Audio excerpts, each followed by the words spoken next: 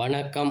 தடத்தின் மதிய நேர செய்திகளுடன் இணைந்து கொள்கிறீர்கள். விரிவான செய்திகளுக்கு செல்லும் முன் முதலில் தலைப்புச் செய்திகள்.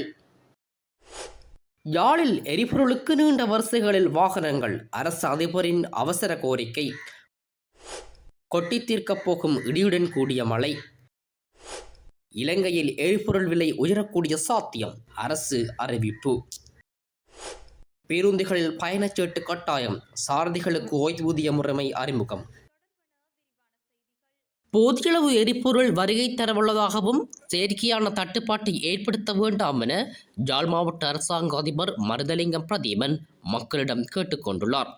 யாழ் மாவட்டத்தில் எரிபொருள் நிரப்பு நிலையங்களில் திடீரென மக்கள் வரிசைகளில் நின்று வாகனங்களுக்கு எரிபொருள் நிரப்புவதில் முண்டியடிக்கின்றனர்.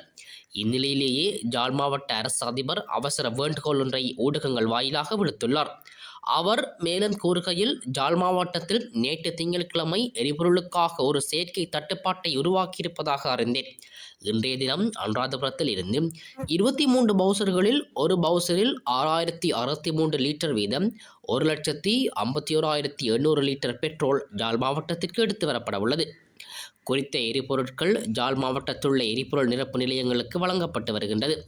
இதேவேளை நாளையும் இதே அளவான எரிபொருள் எடுத்து வரப்பட்டு யாழ் மாவட்டத்தில் உள்ள எரிபொருள் நிரப்பு நிலையங்களுக்கு வழங்கப்பட உள்ளது. இதேபோன்று அண்மையில் திறந்து வைக்கப்பட்ட காங்கேசன்துறை எரிபொருள் சேமிப்பு நிலையத்திற்கு தொடர்ச்சியாக எரிபொருள் எடுத்து வரப்பட்டு சேமிக்கப்பட்டு வருகின்றது. ஆகவே யாழ் மாவட்ட மக்கள் செயற்கையான எரிபொருள் தட்டுப்பாட்டை உருவாக்க வேண்டாம் என வேண்டுகோள் விடுக்கின்றேன் என்று குறிப்பிட்டுள்ளார். மேல் மற்றும் சப்ரகமுவ மாகாணங்களிலும் நுவரெலியா, கண்டி, காலி மற்றும் மாத்தறை மாவட்டங்களிலும் இன்று அவ்வப்போது மழை பெய்யக்கூடும் என வளிமண்டலவியல் திணைக்களம் எதிர்வு கூறியுள்ளது. குறித்த விடயத்தை வளிமண்டலவியல் திணைக்களம் இன்று வெளியிட்டுள்ள அறிக்கையில் குறிப்பிட்டுள்ளது.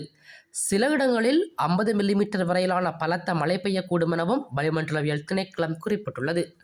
வடமேல் மாகாணம் மற்றும் மாத்தளை மாவட்டத்தின் சில இடங்களில் மழை பெய்யக்கூடும். ஊவா மாகாணம் மற்றும் அம்பாறை, மட்டக்களப்பு மாவட்டங்களில் மாலை அல்லது இரவு நேரங்களில் சில இடங்களில் மழை அல்லது இடியுடன் கூடிய மழை பெய்யக்கூடும் என்று வளிமண்டலவியல் திணைக்களம் அறிவித்துள்ளது. மத்திய மலைநாட்டின் மேற்கு சரிவு பகுதிகள், வடக்கு, வடமத்திய, தெற்கு மற்றும் வடமேற்கு மாகாணங்கள் மற்றும் திருகோணமலை மாவட்டத்தில் அவ்வப்போது மணிக்கு 30-40 கிலோமீட்டர் வேகத்தில் ஓரளவு பலத்த காற்று வீசக்கூடும்.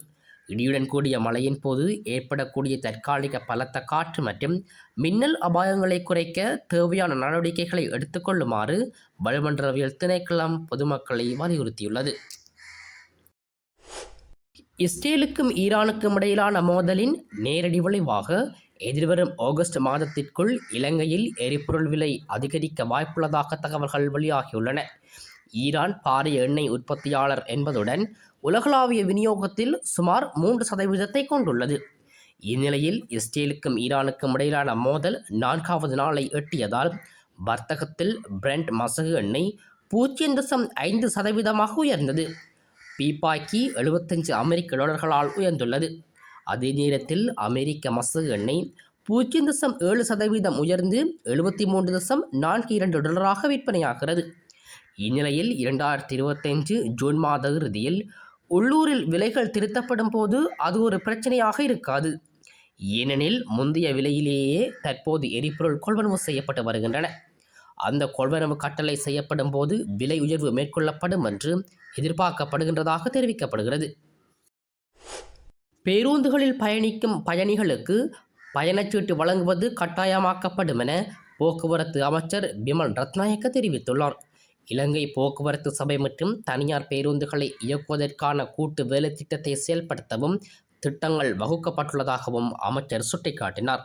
கொழும்பு மத்திய பேருந்து நிலையத்தின் ஆய்வு பயணத்தில் பங்கேற்ற பின்னர் ஊடகங்களுக்கு கருத்து தெரிவிக்கும் போதே அமைச்சர் இதனை கூறினார்.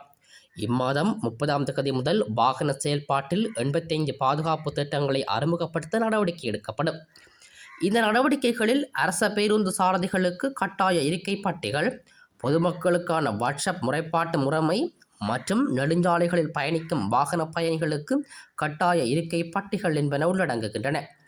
பேருந்து சாரதிகளுக்கு ஓய்வூதிய முறையை முன்மொழிந்துள்ளோம். அடுத்த ஆண்டு இந்த முறைமையை அறிமுகப்படுத்த எதிர்பார்க்கின்றோம் எனவும் போக்குவரத்து அமைச்சர் தெரிவித்திருந்தார்.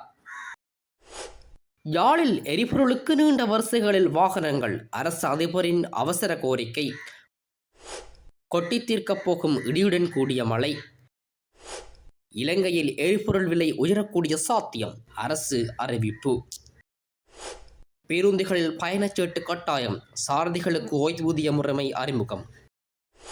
இது போன்ற செய்திகளை தெரிந்து கொள்ள தடம் நியூஸ் சேனலை சப்ஸ்கிரைப் செய்து அருகில் உள்ள பெல் பட்டனை கிளிக் செய்யுங்கள். மேலும் இது போன்ற செய்திகளை உடனுக்குடன் தெரிந்து கொள்ள தடம் FM.com என்ற இணையதளத்தின் வாயிலாகவும் எங்களுடன் இணைந்து கொள்ளுங்கள்.